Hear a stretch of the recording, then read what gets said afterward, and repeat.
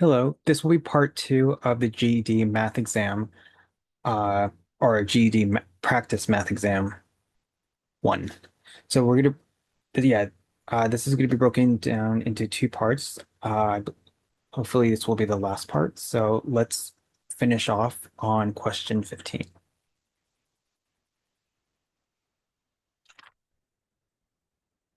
Okay, so we stopped off on question 15. Yes. So let's continue. 15 says a cylindrical water tank has a height of 6 feet and a base radius of 4 feet.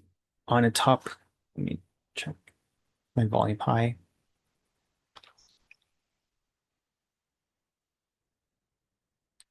Yes, okay, it's the height. So let me reread the problem. Cylindrical water tank has a height of 6 feet and a base radius of 4 feet. On the top of this tank, there is a conical roof with a height of 5 feet. What is the total volume of the tank and the roof combined? So what we got to do is first we got to find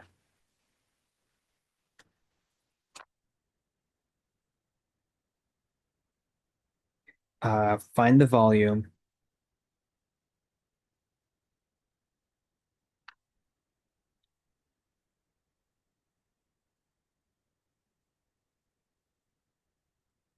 of the cylindrical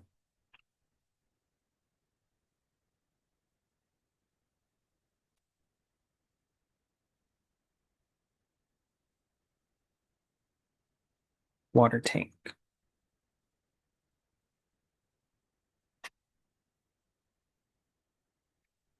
So as you can see, recall volume of a cylindrical ta water tank is pi r squared times h.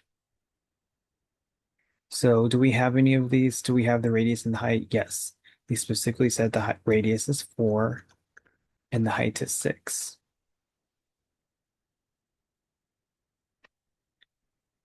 So plug that in. So radius is 4, so it's going to be 4 square, and then height is 6. And they say replace pi with 3.4, so that would be 3.14. 4 squared 16 times by 6. So when you put it all together, V1 is going to be, uh, hold on,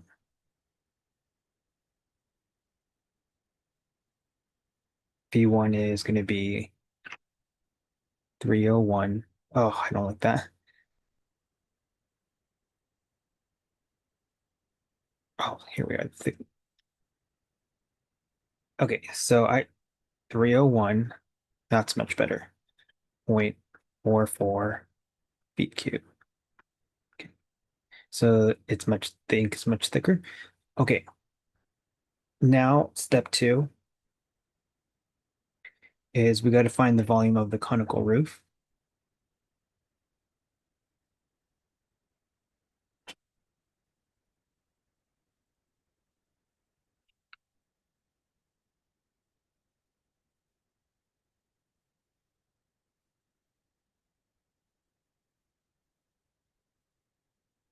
So the volume, or V2, there's a specific formula for this one. It's going to be 1/3 pi r squared times h.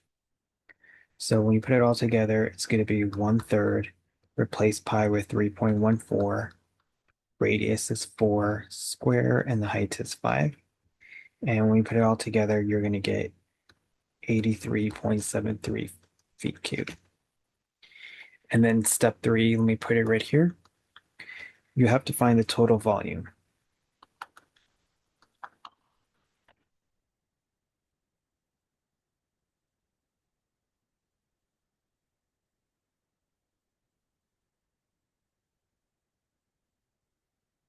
which is V1 plus V2.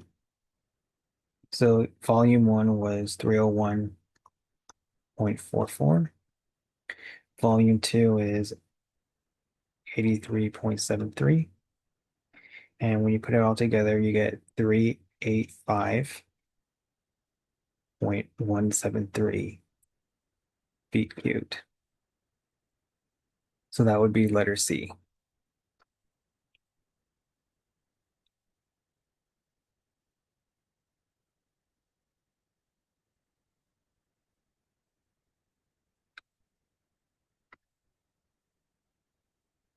Okay, question 16.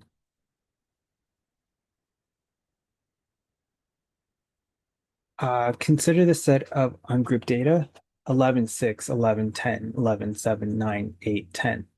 Find the mean median mode for this set of underground. Uh, okay, so this is a four question. We got to find the mean, the unused, the mode, and the median. Okay, so those are our numbers we're dealing with 11, 6, 11, 6, 11, 11, 6, 11, 10, 11, 7, 9, 8, 10. So let's start with the mean. So the mean is it's pretty straightforward. It's just the average. So you add up all the numbers and it says we can use the calculator because it says we can't. I mean, it didn't say we couldn't.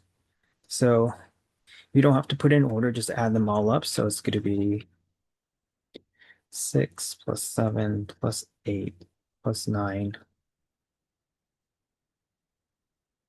plus 10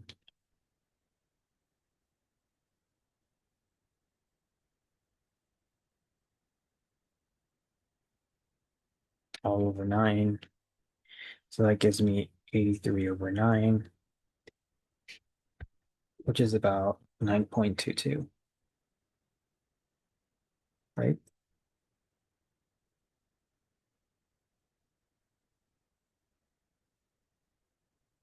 Okay, let me put that in. So the first part would be 9.22. Oh, you feel okay. I see how it is. Wait, I don't know how this works.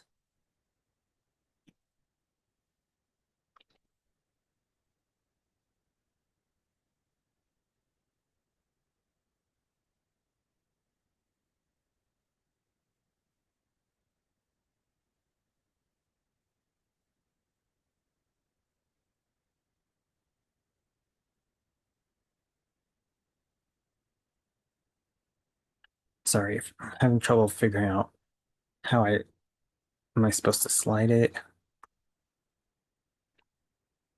type it in.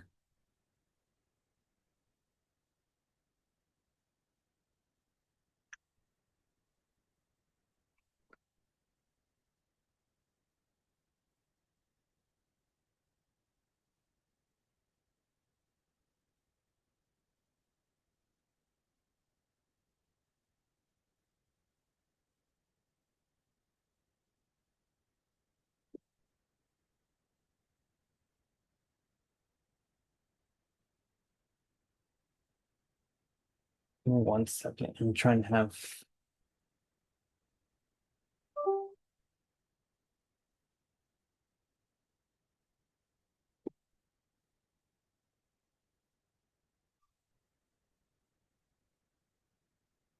there we go. Okay, so I'm not going to use that writing tablet. Whoops.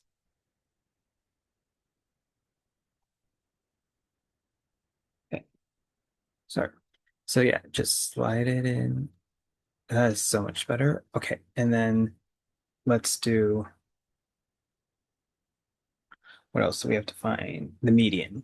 So in the median, we gotta kind of put it in order from least to greatest. That's what I'm gonna do. So median is,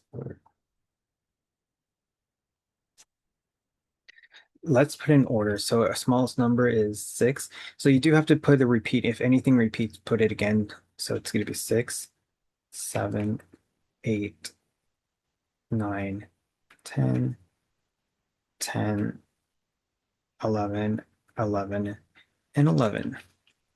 So the median, so then what you have to do is count how many total numbers are there.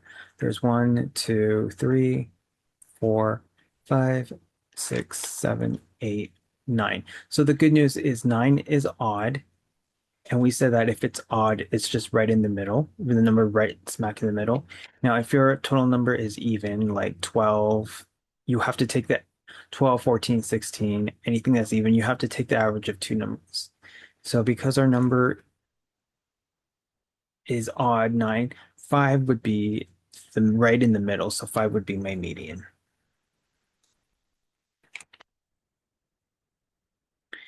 Okay, and then the mode is a number that occurs most often. So you may see a lot of numbers that occur repeat. So you see 10 that repeats, but the mode is the number that occurs most often. It looks like the mode would be 11 because 11 repeats 3 times. Okay, so let's plug that in.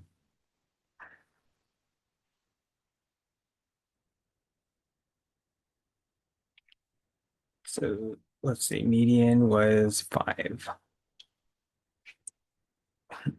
Why did I say 10? It should be 5. Yeah, median is not 5, it is actually 10. And then the mode was 11. And then the unused, I'm guessing, is 9.45, right? Okay, so that is how we found the mean, median, and the mode.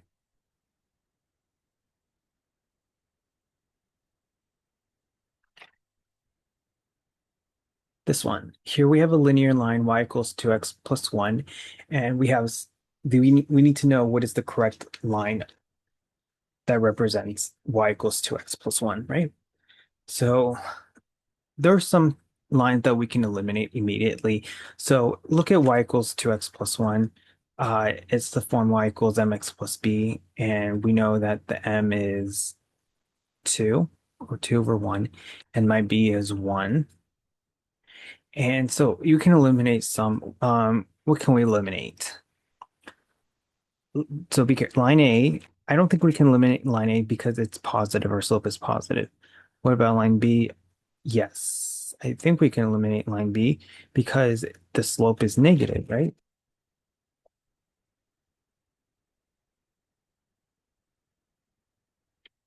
Yeah. Can we eliminate line C? No, because it's positive. Can we eliminate line D? Yes, because the slope is negative. Now, what we could do is figure out the correct B. So a B is the y-intercept. So let's look at line A. Oh, I think this is the one because it has a y-intercept of 1. And then if you want, you could do the rise over 1. So our slope is positive 2 over 1. So what you could do from the B value is go up to 1, 2, and then write 1. Yep, I think that's the one. So line A is the one. Yeah. So I'm going to say letter A.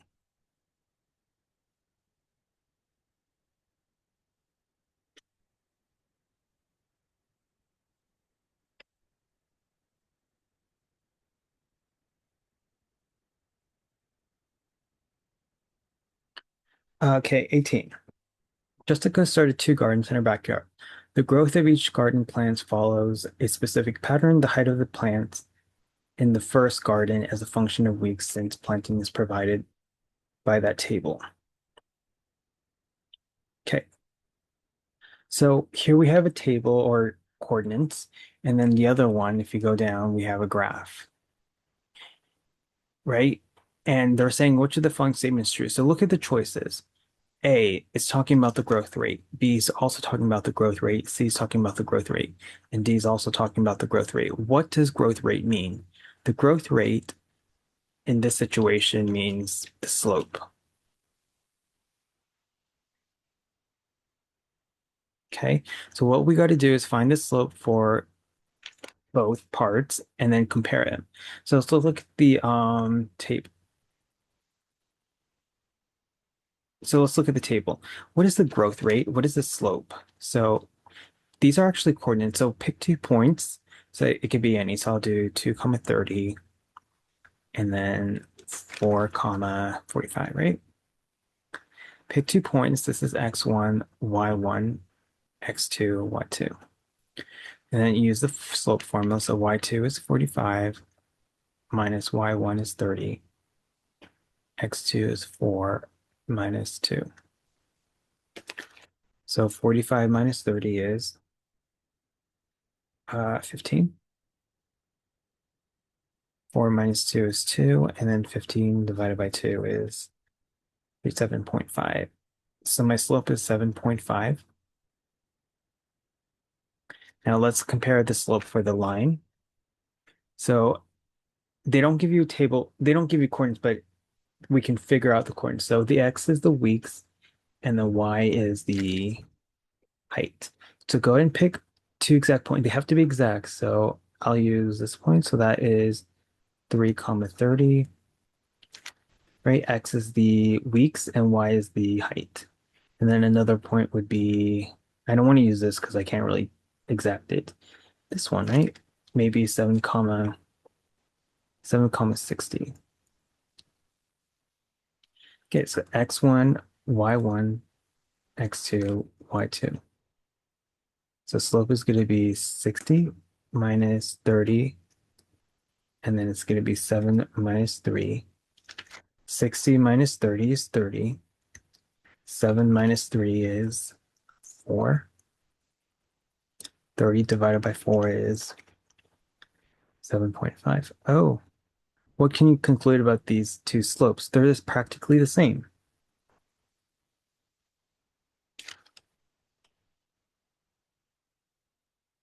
Yeah, they're the same. So let's look at our options.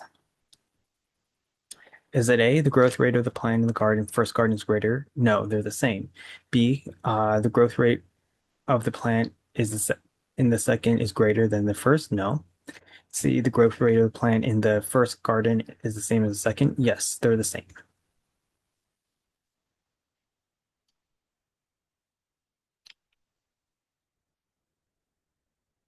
Okay. 19.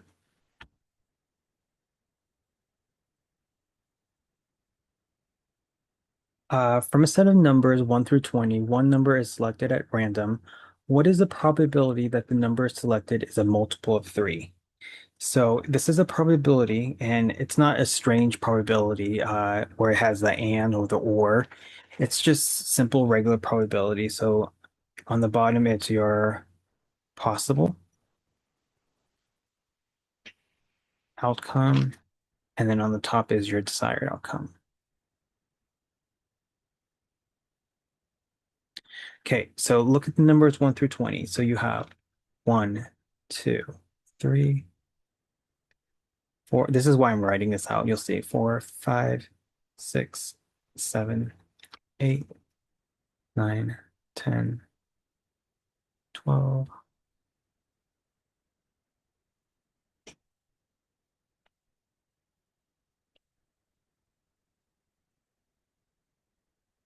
Okay, so on the bottom, what is your total possible outcome? There's a total of 20, so put a 20 on the bottom. And then on the top, it says, what is the probability that the number is selected as a multiple of 3? So a multiple of 3, so 3 is a multiple of 3, 6 is a multiple of 3, 9 is 12, 15, and 18.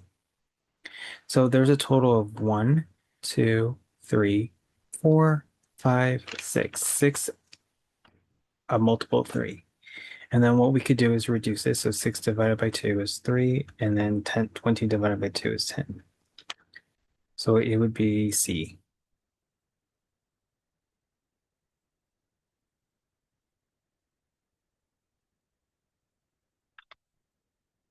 Okay, 3 out of 10.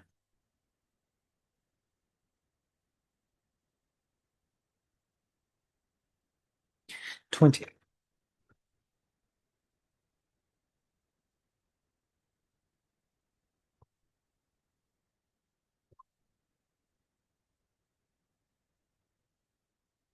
When he says, what is the distance between the 2 points on the number line shown below?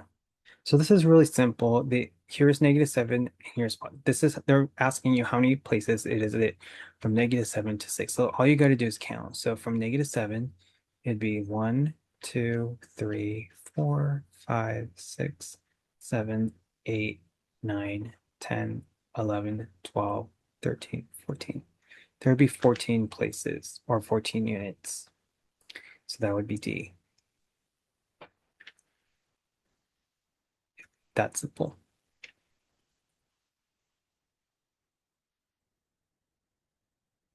21. So this one is a little bit strange. We have x squared plus 64 equals 8 parentheses k plus 1 times x, right? So what you got to do is we got to get one side 0. So what I would do is move this whole thing, 8 parentheses k plus 1x, to the left by subtracting itself. So you want it completely zeroed out. So that's why I'm going to subtract. So you get x squared. And then if you could put this first that because we're going to put it in order. So negative 8 parentheses k plus 1 x. And then this 64 stays the same. This is 0. Okay. Then what we're going to do is we're going to figure out, because we're talking about roots, so we have to let's figure out how many roots do we have. So we could use a discriminant rule. So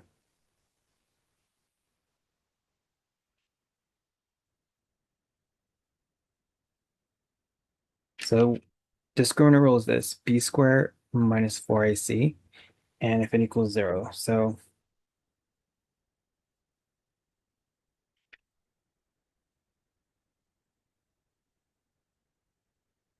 yeah, so that's why we set it to 0, because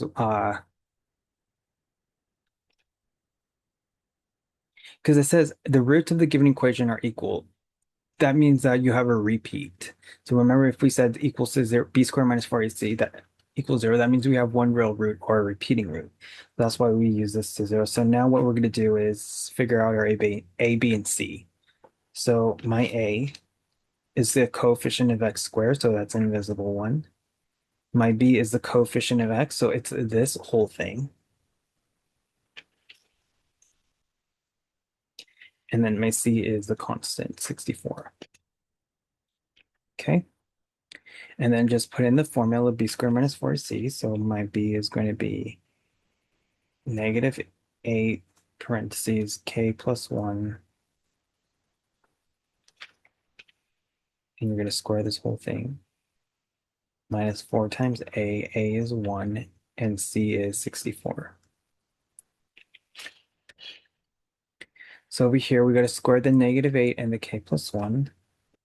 So negative 8 squared is 64. And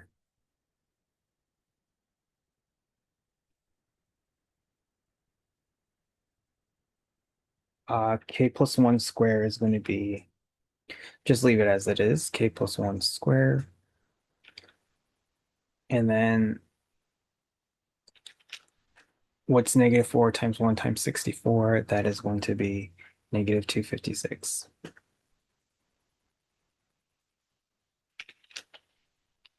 And then I'm going to add 256 to both sides.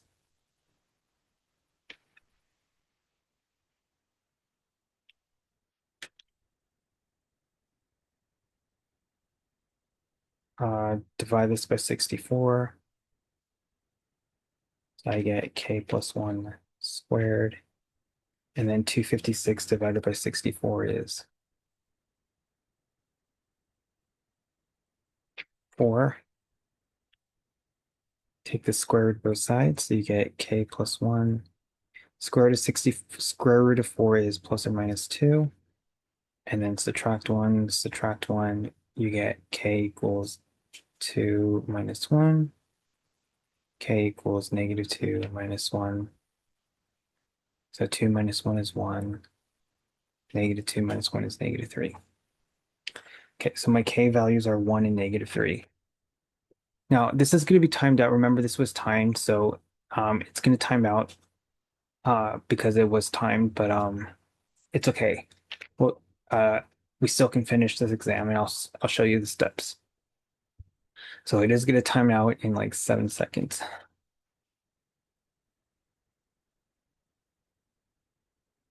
So it would be 1. Yeah. So what number was this? This was 21. So don't worry about because remember, we did this in two parts. So what number did we, 1 through 20. Yeah, don't worry about this because these are all right because I know I did this on the so the reason why it says is incorrect is because I went back and I started on 15. That's why, and then I left the other one blank. So that's why it's all incorrect. But it is correct. I double checked because I did this like twice already. Okay. So let's just continue off to 21. So actually we finished 21. K is 1 and K is equal to -3.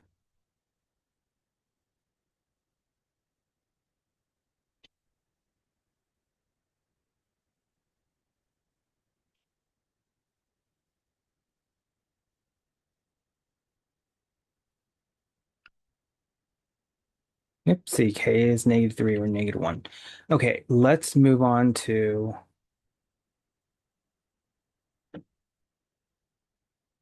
22. So don't worry, it says it's incorrect because we didn't fill in the blanks. But or yeah, it shows you the correct answer, but I'll show you how to do these ones. So this one says simplify the following expression. We have 7a minus parentheses 3a plus 2b minus 4b.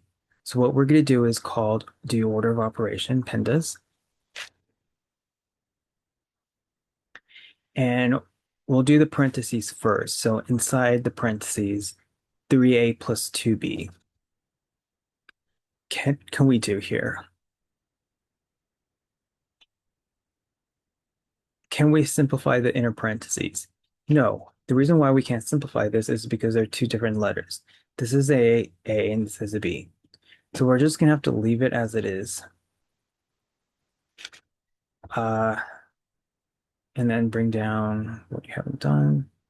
Do you see this minus? This is the same thing as a -1, right? This is actually, yeah. So we don't have an exponent. Do we have a multiplication? Yes, we do.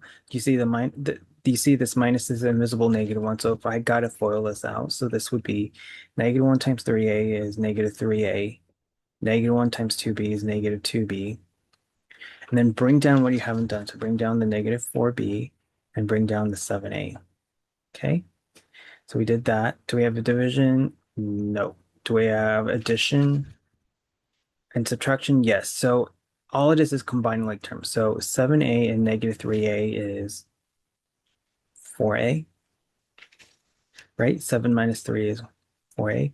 And then -2b minus 4b is -6b. So that is why it's letter D. Okay.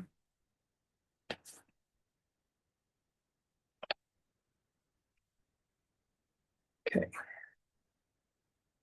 Let's move on to 23. Evaluate the expression 2x cubed minus 5x squared plus 4xy minus 3y squared when x is 3 and y is 2. So this one's really simple. You just fill in the blanks. So it's 2 and parentheses. So wherever you see next, plug in 3. So it's parentheses. So make sure you use parentheses.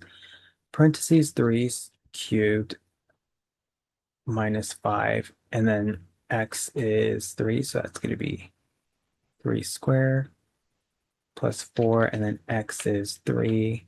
Y is 2 minus 3. And then replace y with 2 squared. Okay.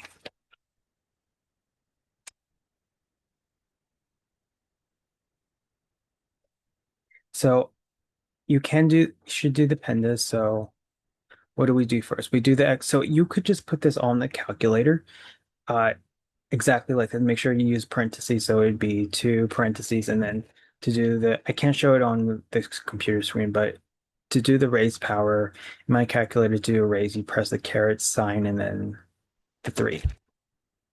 But if you don't want to do a calculator, you can do pandas. So we already did the parentheses. Do we have an exponent? Yes, we have one, two.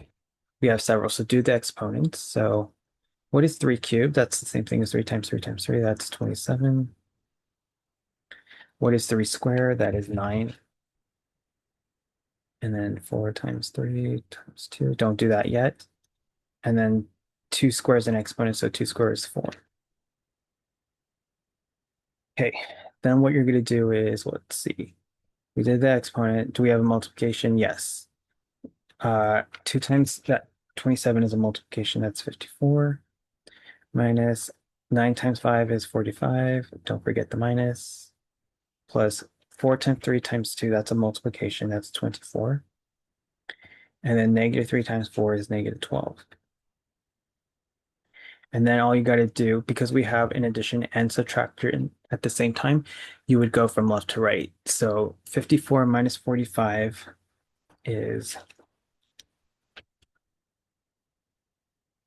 9 plus 24. And then, or 24 minus 12 is 12.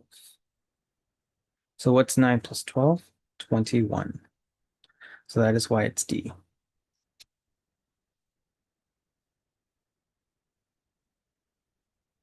Okay.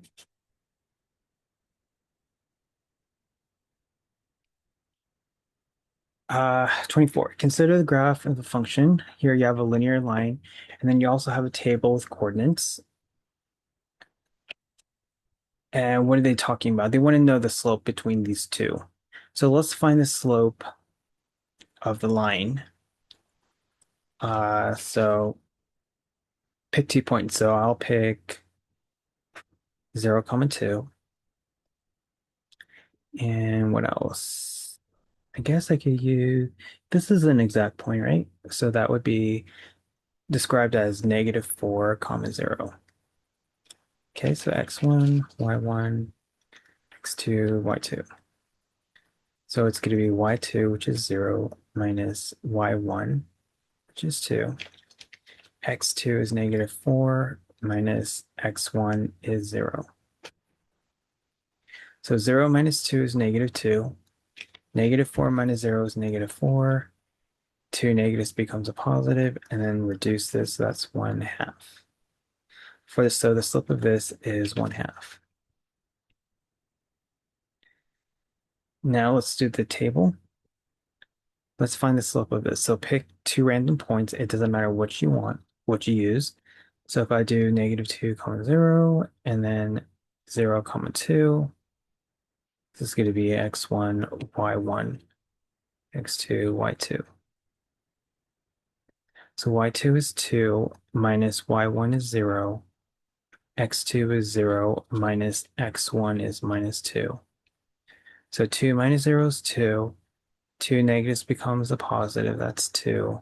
2 divided by 2 is 1. Okay, so the slope is a 1.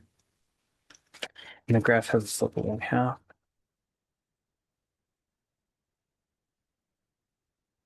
So this concludes.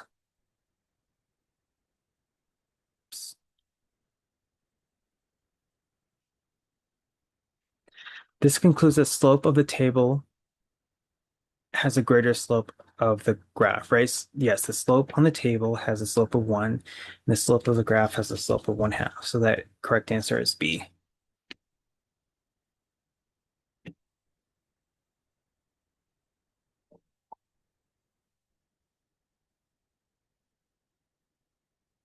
Okay, let's move on. 25. So 25, we have a word problem.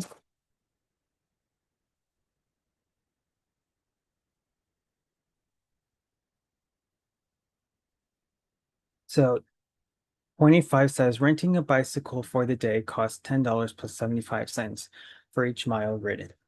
If X is the number of miles ridden, then the expression that represents the cost in dollars to rent the bicycle is choose A, B, or C.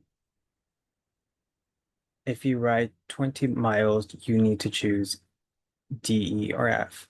Okay, so this is a two-part. You're going to answer two-part. You're going to fill in two boxes. So yeah, there's two parts. So let's do the first part. So we need to find the correct equation.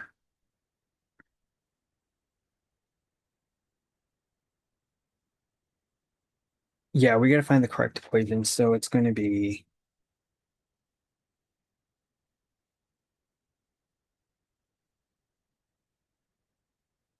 so yeah, how we get, so step one, I create the correct equation.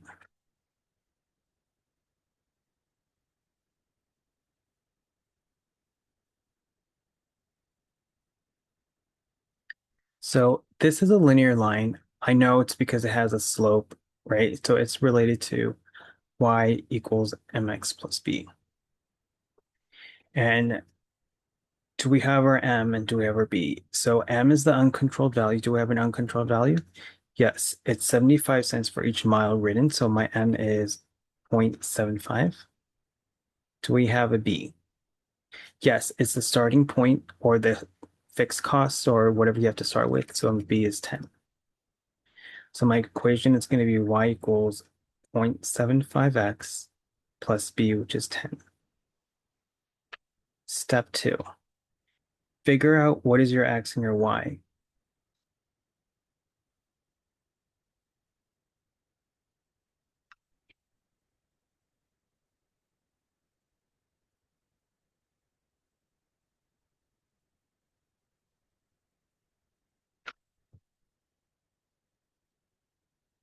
So your x variable is the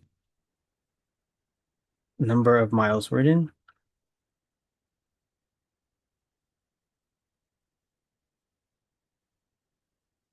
and then your y is related to your cost in dollars.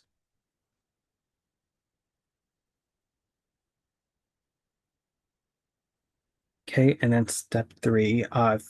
So do we have any of this?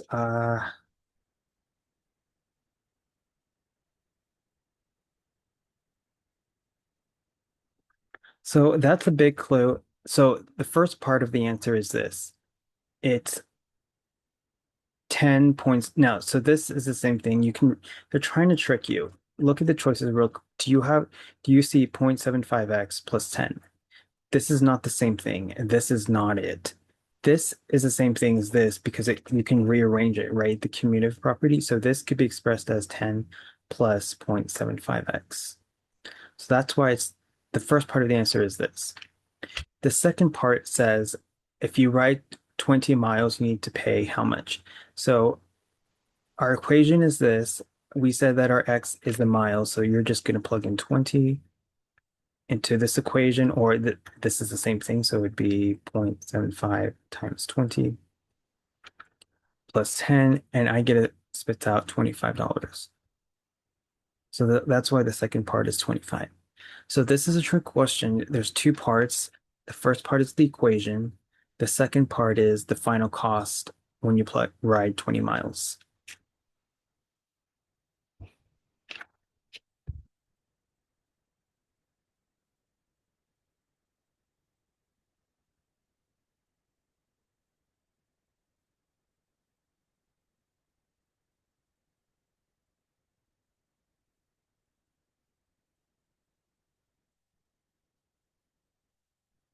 Okay, let's move on to 26.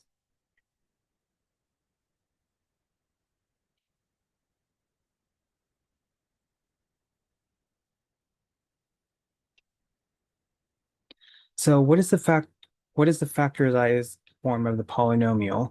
So, okay, you have this, so don't be stressed out. What you got to do, you got to know a little bit of your factoring rules, but don't get all, first what I would do is combine like terms, right? So what I would do is before I factor this, collect like terms.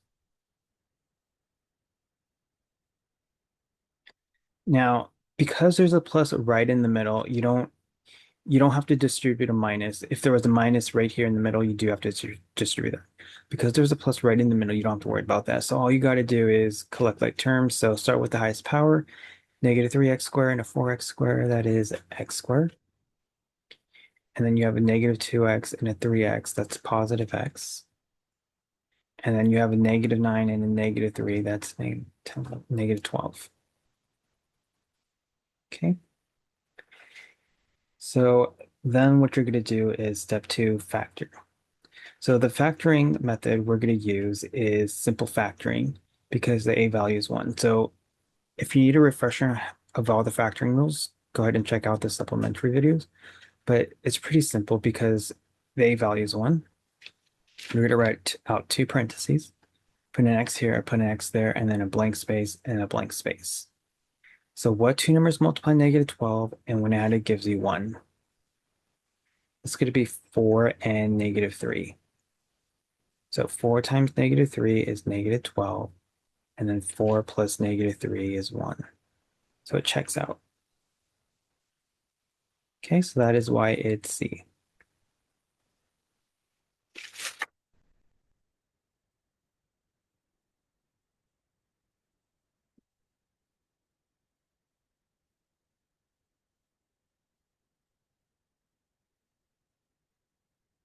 27. If the circumference of the circle is 154 centimeters, then find the area of the circle. Use pi as 22/7. So on 27, you need to know two formulas. They do provide it to you. You just need to know which is the correct one. So they're talking about circumference, right? They're talking about circumference of a circle and the area of a circle, right? So what is the circumference of a circle? That is 2 times pi times r. And then what is the area of a circle? Pi r squared. Find the area. So we got to use this formula, but I think we have to use this formula first in order to find the radius. So let's find that. So if the circumference of the circle is 154, so you can replace this c with 154. And then it's 2 times pi, and then they specifically said replace pi with 22/7. And then times it by the r. I don't know what r is. So 2 times 22/7 is 44/7r, and then you have 154. Then you're going to solve for r by multiplying both sides by the reciprocal of 44/7, or 7/44. So this cancels, so you're left with r equals to 24.5. Okay, now we know that. Now we can find the area. So area is pi, so pi is 22/7. And then my radius is 24.5, and then square that. You could put this all in the calculator and you get 1886.5 centimeters squared. So that's why it's C. Okay, so this is just using two formulas, fill in what you have, and then try to figure out what you don't have, and then simplify.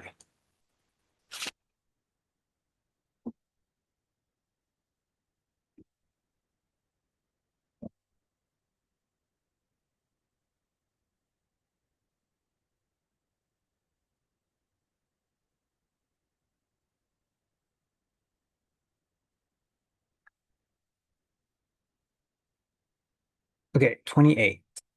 Santa is making a triangular garden bed with one side that is 5 meters longer than the shorter side, and then the third side is 3 meters shorter than twice the shorter side. If x represents the shortest side lengths, then the polynomial expression that represents the perimeter of the triangular garden is this.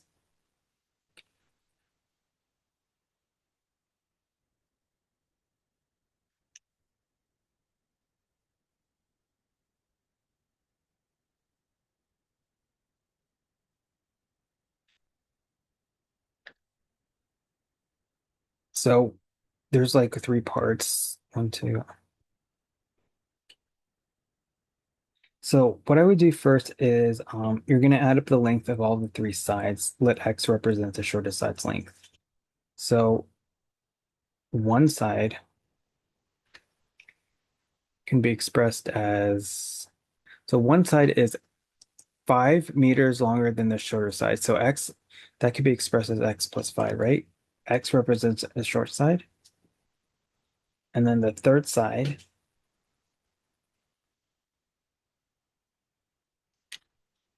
is going to be, and then the third side is 3 meters shorter than twice the shortest side.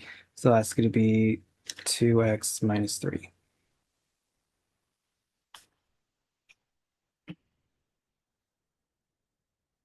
And then to find the perimeter,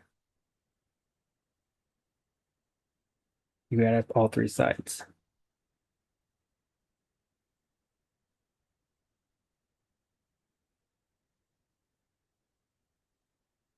So it's going to be x plus 5 plus 2x minus 3.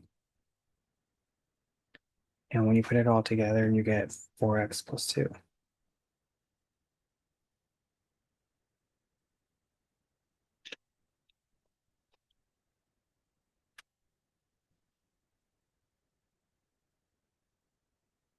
I don't know how this works, but I do know my final answer is 4x plus 2. Oh, wait. I think this is how you would do it. I think it's going to be, oh, I can't plug it in because it's already been used. So, yeah, it's, so I think you would do is do 4 in the box and then X on the second box and then plus, I don't see a plus, and then 2 on the last box. I guess the unused would be the 8. Okay.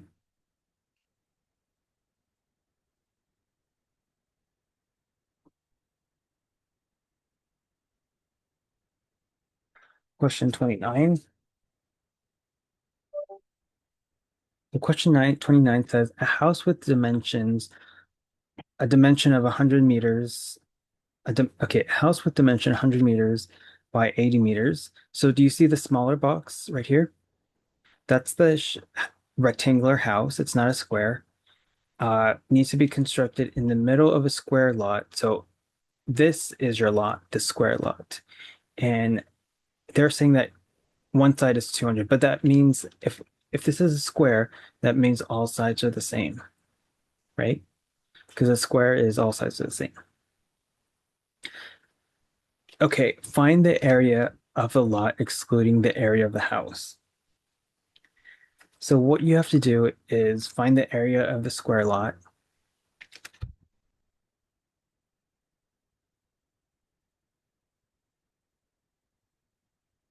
minus the area of the house.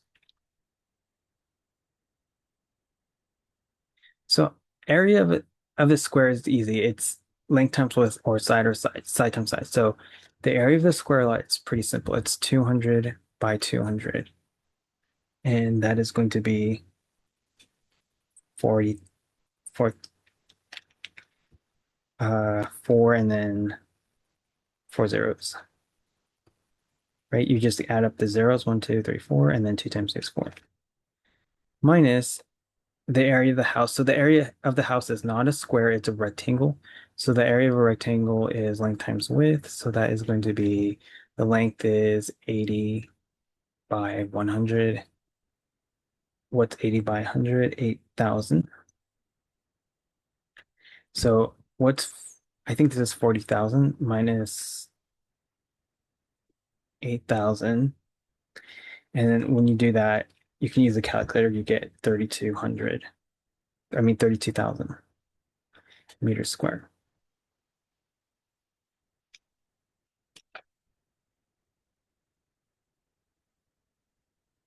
Okay, so that is letter B. Oh, I forgot.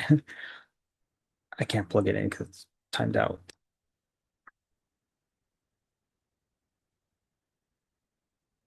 3. Consider the lines of graph below. Which of the following has a slope of negative 1/2? So you can exclude some easily because we're going negative. So anything that goes positive, can forget. So we can forget about g of x because it's positive, right? This line is going positive. Uh, can we forget about f of x? No, because it's negative. Could we forget about h of x? No, because it's also negative. Can we forget about p of x? Yes, because it's positive. So it's either A or C. I think it's going to be C. So what you have to do, they said that the slope is negative one half. So what you could do from, if you check out h of x, start with the b, the y-intercept, which is negative 4. And if you go up 1 and then 2 units to the left, that'd be 1, 2, that'd be right here. So that's an exact point of that line. So that's how I know it's h of x. So that's why it's C.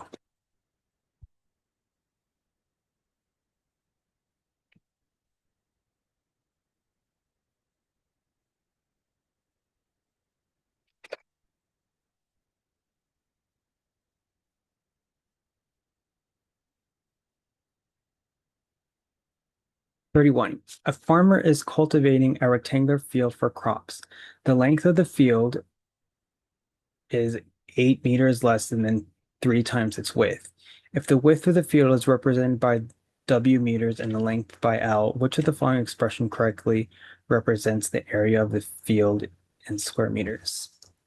So you got to draw an image. So you imagine you have a rectangle field like this. And here's your length, and then here's your width, right? What did they say about our length and what did they say about our width? They're saying that the length of the field is 8 meters less than 3 times the width. So that's kind of difficult to come up with. So how do I create something that says the length of the field is 8 meters less? So that's going to be minus 8, then 3 times its width. So it's going to be 3 times W. Okay. So this piece, this is hard to understand. It's okay. Just got to practice. So the length of the field is 8 meters less, so that's minus 8, then 3 times the width. So that's going to be 3W. So 3W minus 8. And then the W is W. Now we need to find the area. So what is the area of a rectangle? It is length times width. So my length is 3W minus 8, and then my width is W. And if you FOIL this out, this is going to be 3W squared minus 8W. So that is why it's letter A. Okay, so they don't want to know what the actual width or length, they just want an equation.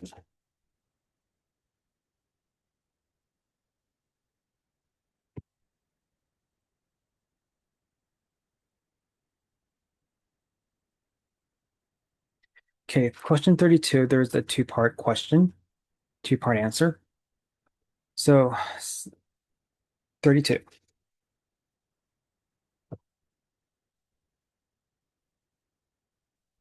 So 32 says Sam has 3 times as many apples as Rachel. If the total number of apples they have is 80, then the number of apples Sam is, choose A, B, C, or D.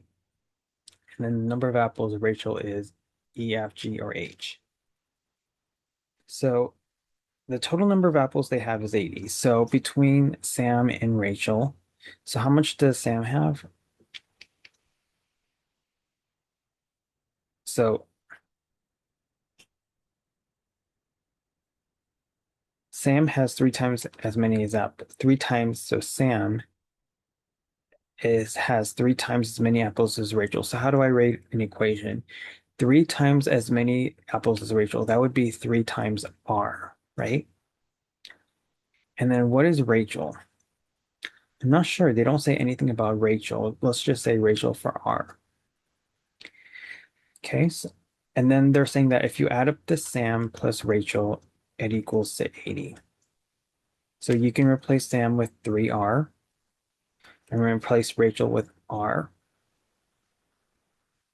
And then if you clean this up, 3R plus 1R is 4R. So 80, and then divide this by 4. I get 80 divided by 4 is 20.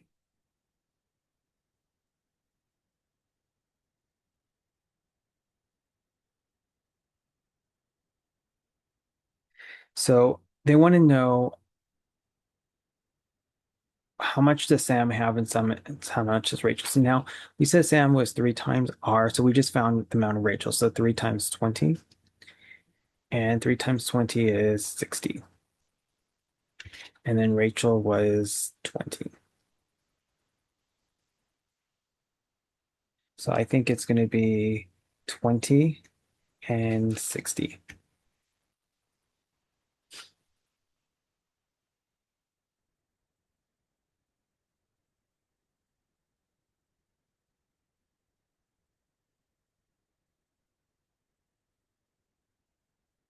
Yeah, I think why didn't they circle A? So they're asking how many Sam has. Sam is 60, and then Rachel was 20. Okay.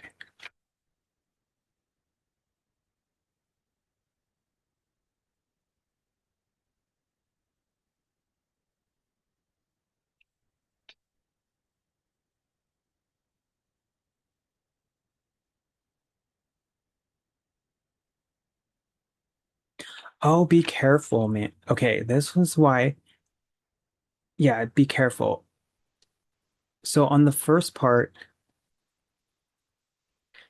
it's 20, it's still 20 and 60, but be careful. The first part says Sam has a choice of A, B, C, or D. So Sam, we said was 60. So that's why we did D. And then Rachel, her choices are only E, F, G, or H. So don't worry about, I know it was tempting to figure out. Remember, I said it was A, but no, because we can only use E, F, G, or H. So that's why they chose H as the second answer. So that's a tricky one.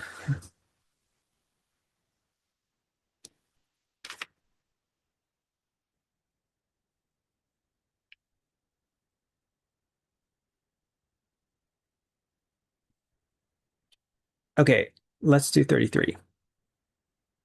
So which of the following represents the equation of the line passing through the points?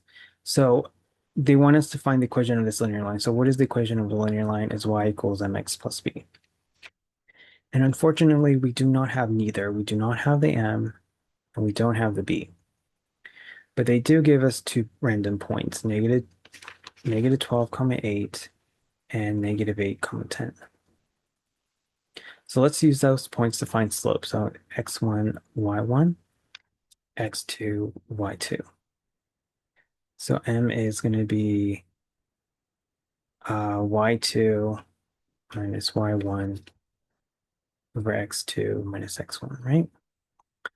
Y2 is 10 minus y1 is 8. X2 is negative 8 minus y1 is minus 12. So 10 minus 8 is 2. Over here, two negatives becomes a positive. So 12 minus 8 is 4. And then 2/4 can be reduced by 2, so that's going to be 1/2. So you could eliminate A and you can eliminate D. Now it's either B or C. So what we got to do, so our equation is going to be y equals 1/2 x, and then I don't know what my B is. So they do not give us our B. You do got to do some work. So what you're going to do is from the 2 points, pick one point. It doesn't matter which one. So if I use this point, negative 8, 10, I would replace my y with 10 and then replace my x with negative 8. So what's 1/2 times negative 8? That is negative 4.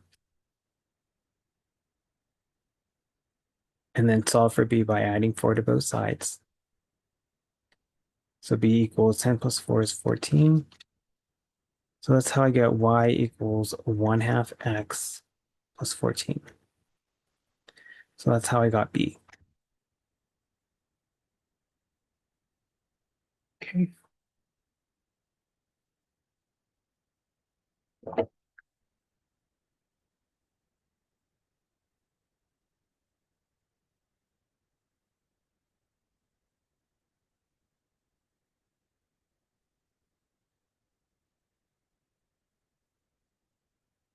34.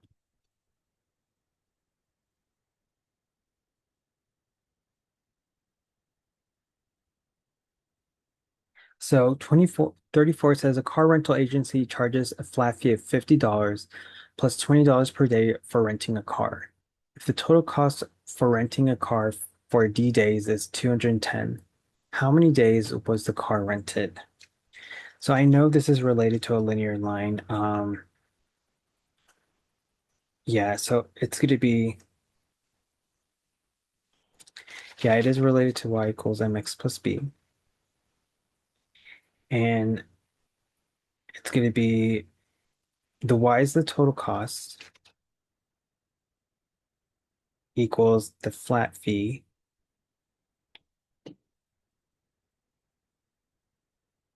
plus the cost per day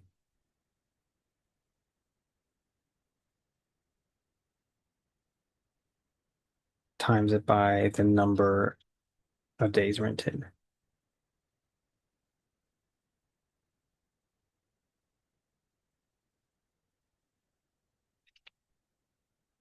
And then what we got to do is figure out our x and our y. So our x is the number of days, and then y is the cost in dollars.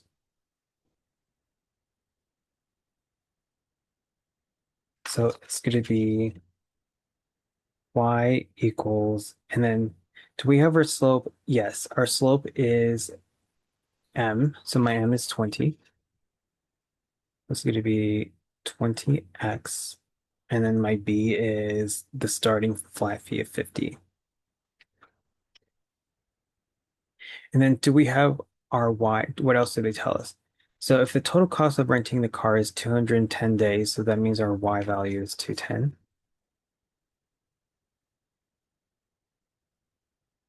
And what we got to do next is solve for x. So how do we solve for x? You're going to subtract 50.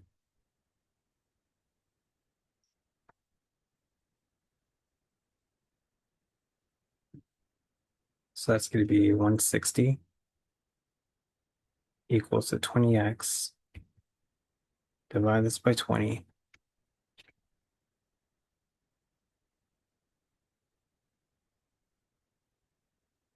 which is 8. So that's why it is letter C.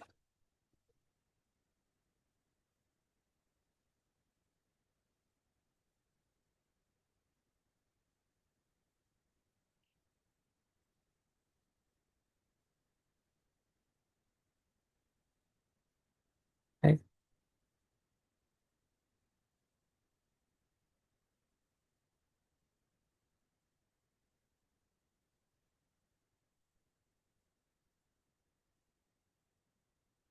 Okay.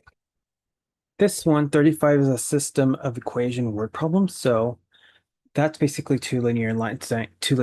So 35 says Tom and Tiny went to a bookstore. Tom bought two novels and three newspapers for $35. Tiny bought one novel and two newspapers for $18. The cost of a novel is X and the cost of newspaper is Y. Okay, they tell us how we should label it. The price of each novel is choose A, B, or C, or D. And then price of the newspaper, you should only choose E, F, G, or H. Okay, so what we're going to do is create two equations. So let's figure out what Tom says. Tom says Tom bought two novels. We said that X is the novels.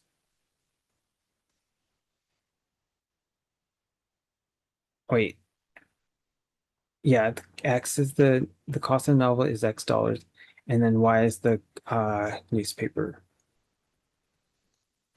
Okay, so Tom bought two novels, so that's going to be 2x plus, and then three newspapers, so that's 3y, and that should equal to 35. Okay, and then the next person is Tiny. Let's see.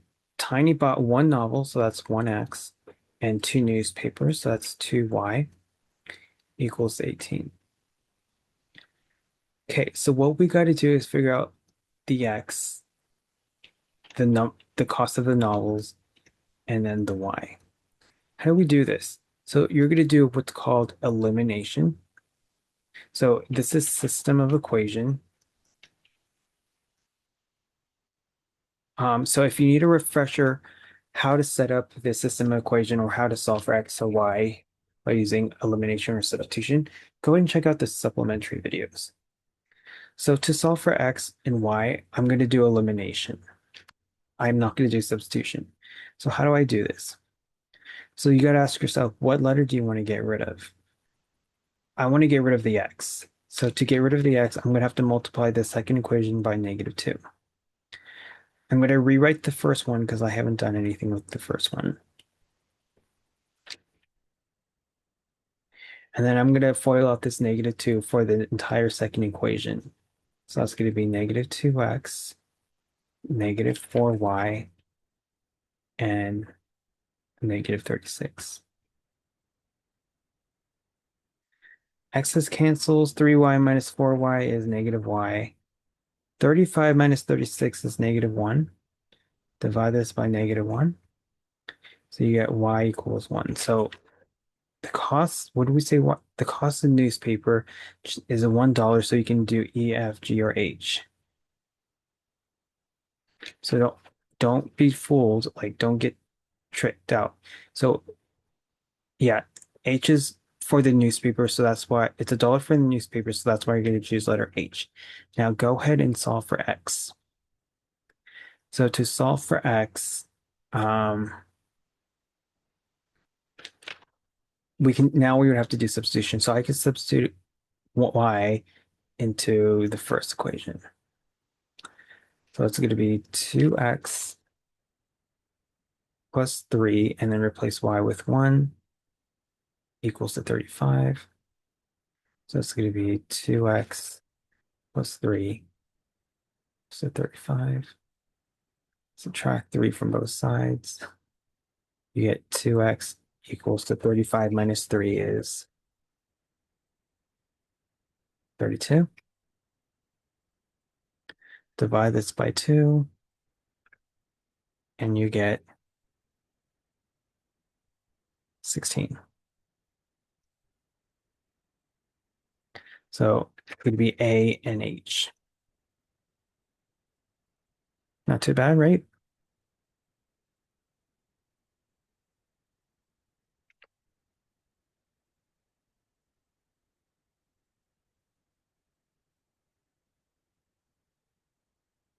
Consider the values of the table function. Consider the values of the function table as follows. Um, is it linear or non-linear?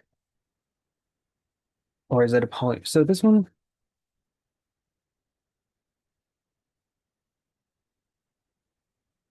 is there another part? Is there another table? Oops.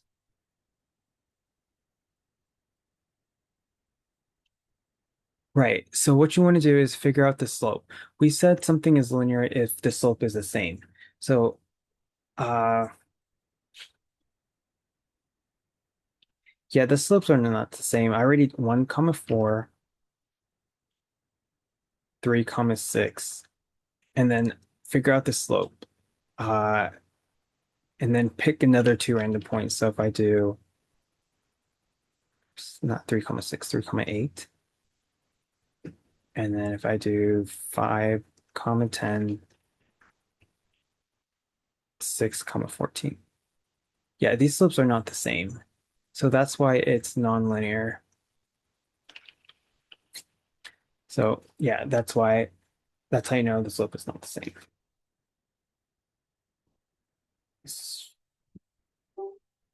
Switch my writing tablet. Let's skip ahead. Give me 1 second.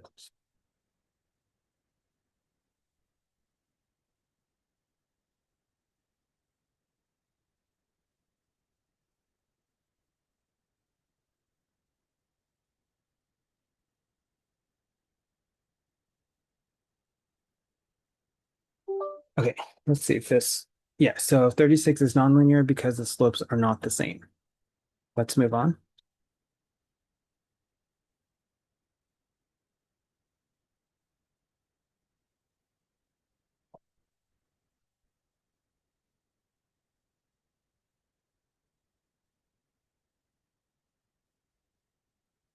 So on this one,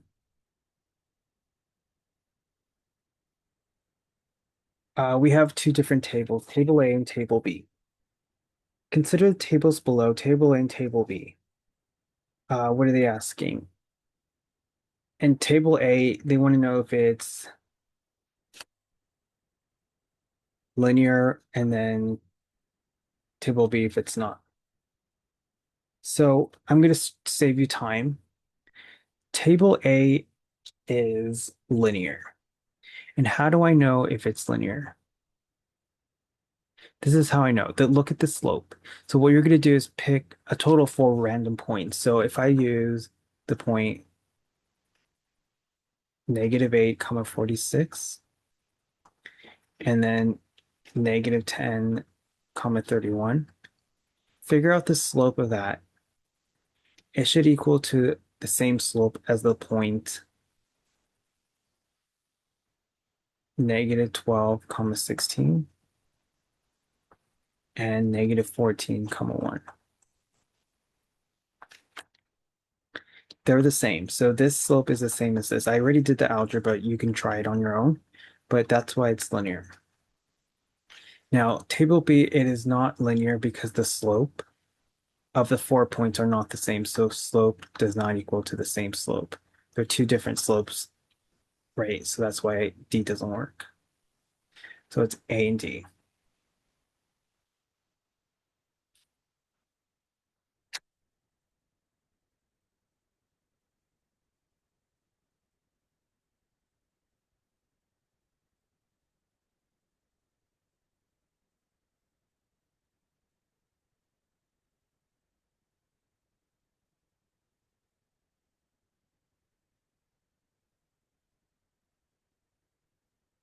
Consider the graph of the two function f of x and g of x. Um, they want to know between the two lines. So f of x is the red line and g of x is the blue line.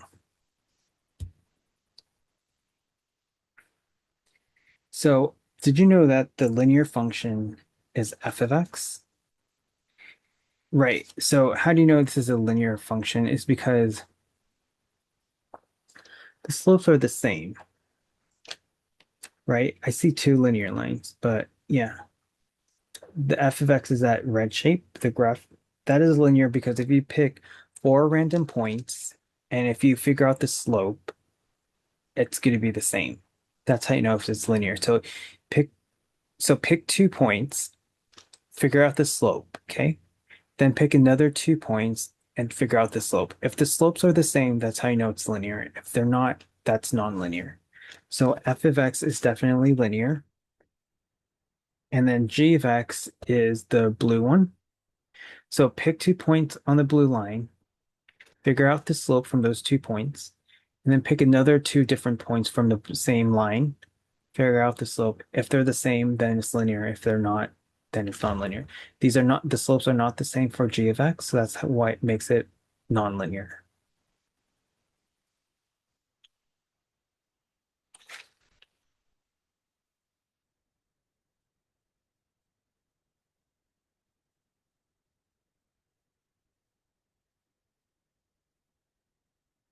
Question 39, which of the following number line represents a solution to the given inequality?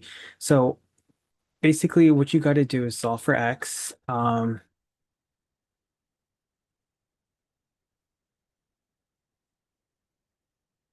how would you solve for x?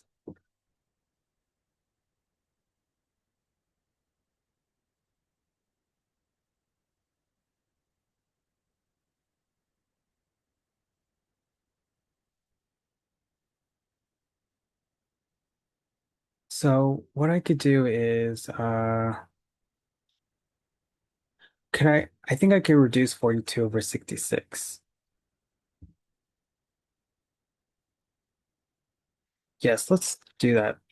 So 42 over 66 can be reduced by 6. So 42 divided by 6 is -7. 66 divided by 6 is 11.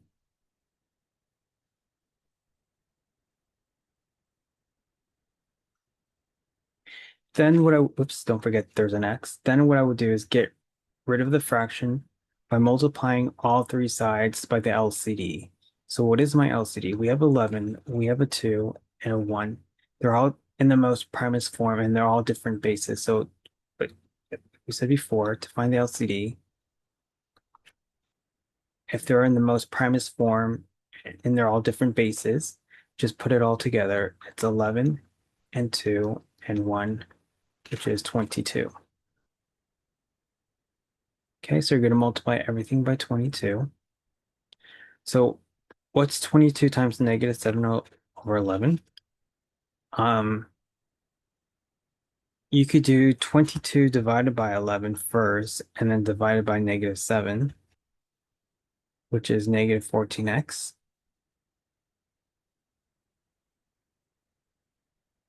And then over here, you could do 22 divided by 2, and then divided by times it by 5, which is negative 55, less than, and then 22 times 1 is 22. Okay, go ahead and solve for x by adding 55 to both sides. So you get negative 14x is less than 52 plus 22 is 77. Solve for x by dividing both sides by negative 14.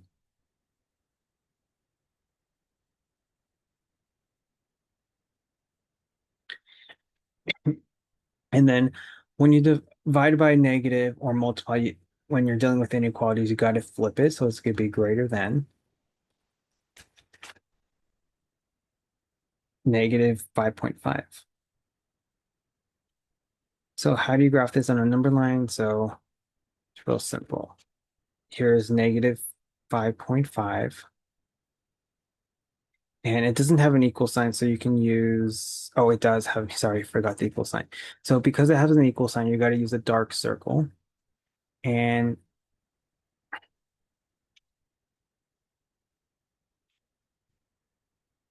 hmm,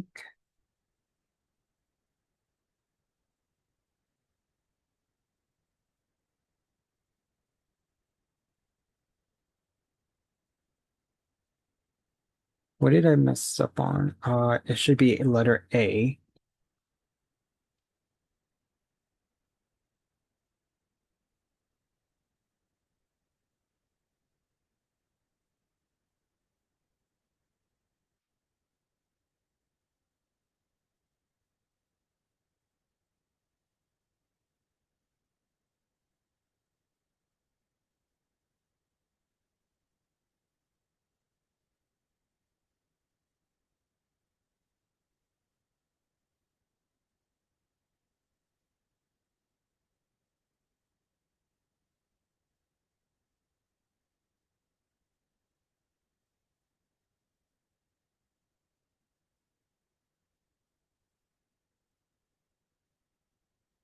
So we got the negative 5.5 right, but our sign is a bit off. Why is it off?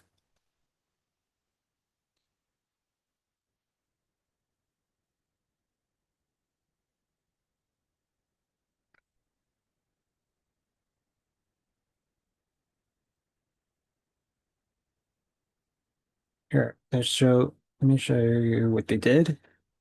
I'm trying to figure out, okay. So what they did here, instead of getting rid of the fraction, they just moved the negative 5 halves to the left by adding 5 halves to both sides. And then, so that's how you got negative 42 over 66x, and then is less than equal to 7 halves.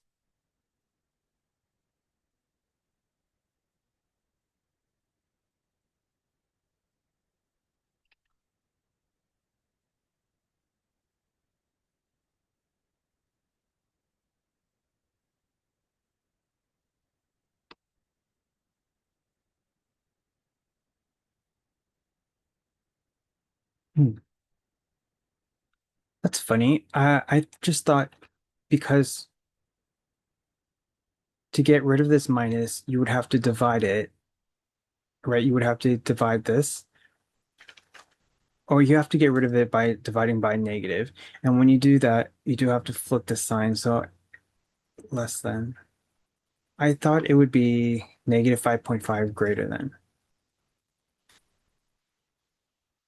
So there could be a typo on these. They do make typos, but yeah, when you divide or multiply by negative, when you're dealing with inequalities, you do got to flip it. So there could be a typo. I think it's going the other way. That was my guess.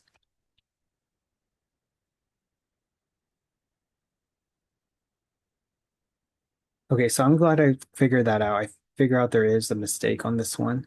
So yeah, I think my opinion, it should be B because I did have to flip the sign.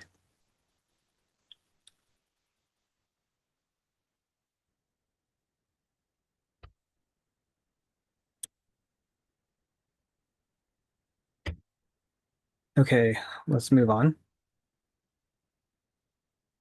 40. Consider the line M is perpendicular to the line N. If the equation of line M is y equals negative 1, 6x, we'll say which of the following of the slope should be line N? So what is the slope of M? The slope of line M is negative 1, 6. So what should be the slope of line N in order for it to be perpendicular to this?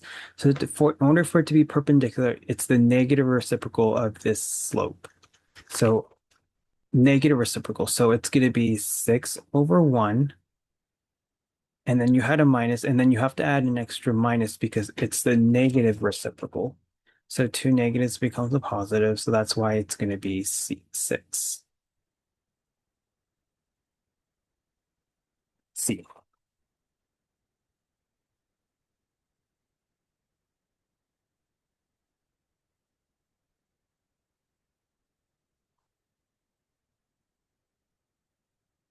41, which of the following is a simplified expression? So you got to kind of clean this up. Hold on. I got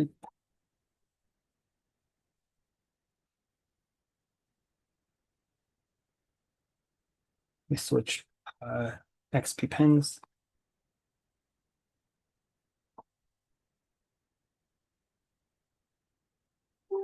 Okay, so I kind of have to switch my XP pen because after an hour it starts to lock out. Okay, so we gotta factor this and hopefully cancel. So let's do the bottom. That's easy. X squared minus 2x. Can you do anything on the bottom? Yes, you can factor out a common denominator, which would be x. So it's going to be x, and then it's going to be x minus 2. And then on the top, what can you do on the top? You have 4x cubed minus 12x squared plus 8x. You can't combine them, but you can take out some common denominators. So what can you take out? 1x. And I think you can also take out a 4. So this is going to be x squared minus 3x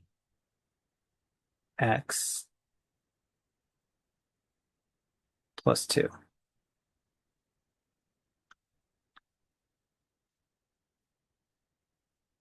And then what can you do?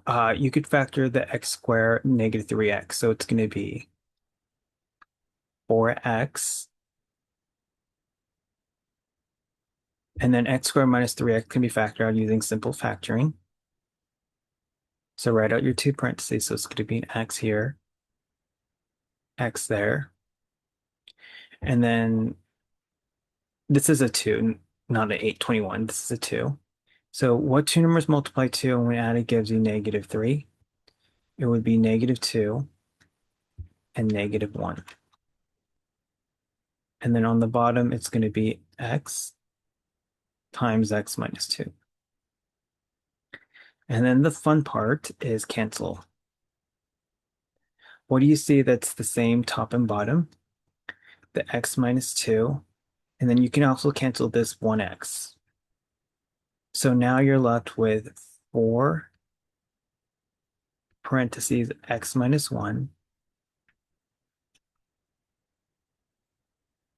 And then no, there's nothing on the bottom. So that's how they got A.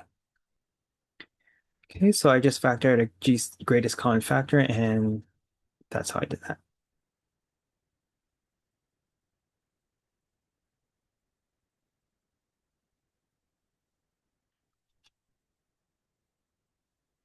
Okay, 42. Consider the figure below shows the two adjacent squares.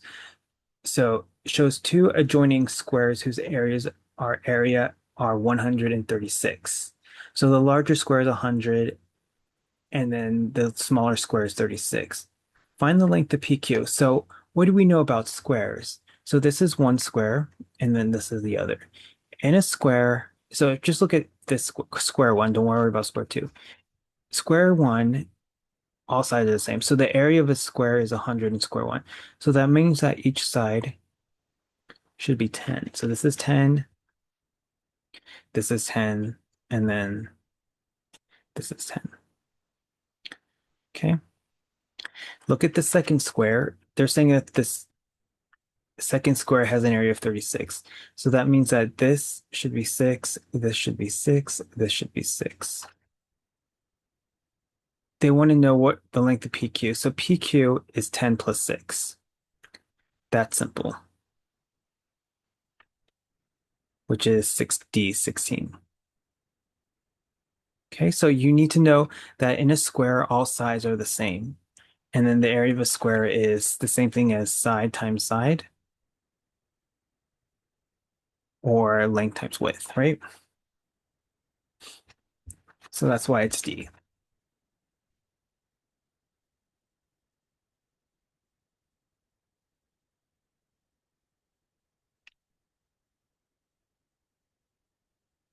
43. Which of the following values of x makes the expression of this undefined? So how do you make something undefined? It's basically anything that makes the bottom 0. So all you gotta do is set the bottom, the denominator to 0. So you have two stuff, x plus 1 equals to 0, and then x plus 5 equals to 0.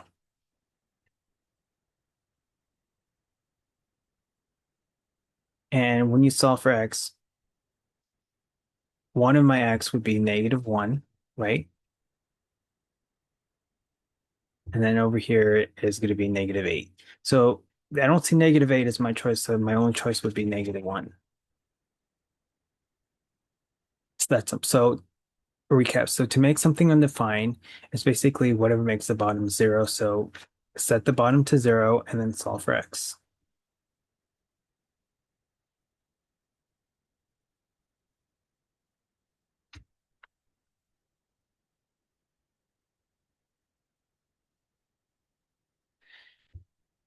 Fine. So you have this function. What is the value f of 1 minus 1 and f of 2? So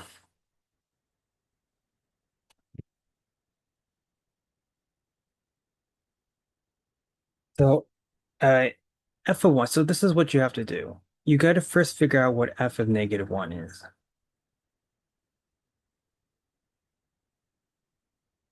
So here's your function. We're going to use this. So basically, wherever you see an x, plug in -1. So I'm going to do that real quick with your calculator. So you could do this with a calculator. So you're going to use this function, wherever you see an x, plug in -1. So it's going to be 5 parentheses, -1 parentheses, caret sign to the fourth power plus 9 parentheses, -1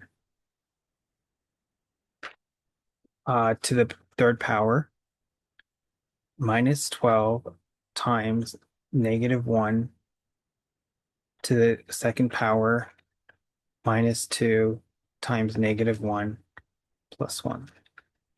And when I do that, it gets spits out -13. So when you plug in -1 into this function, it should give you -13. Now do the same thing for f of 1. So with the calculator, you don't have to do this on paper. So wherever you use the same function, wherever you instead replace x with 1. So it's going to be 5 parentheses 1 to the fourth power plus 9 parentheses 1 to the third power minus 12 parentheses 1 to the second power minus 2 times 1 plus 1. And it spits out positive 1. And hold on. Oh, this is -9, that's why. So what's now what do they want to know is f of -1 plus f of 1. What's -9 plus 1? -8. So yeah, letter B. Okay, last one.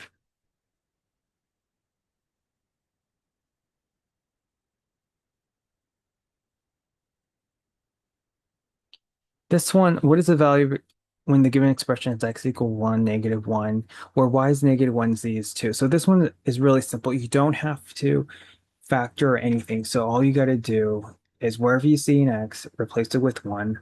Wherever you see a y, replace it with -1. And wherever you see a z, replace it with +2. So it's going to be 2 parentheses. And then this is x cubed, so it's going to be 1. And then it's going to be to the third power. And then this is squished, so it's times, so it's going to be parentheses y, which is, what is y? -1, parentheses, and then square that.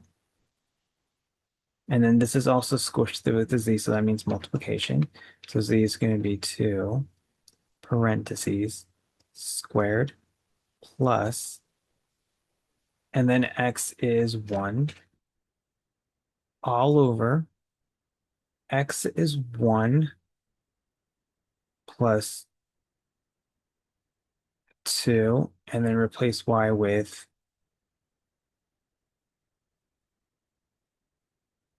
-1.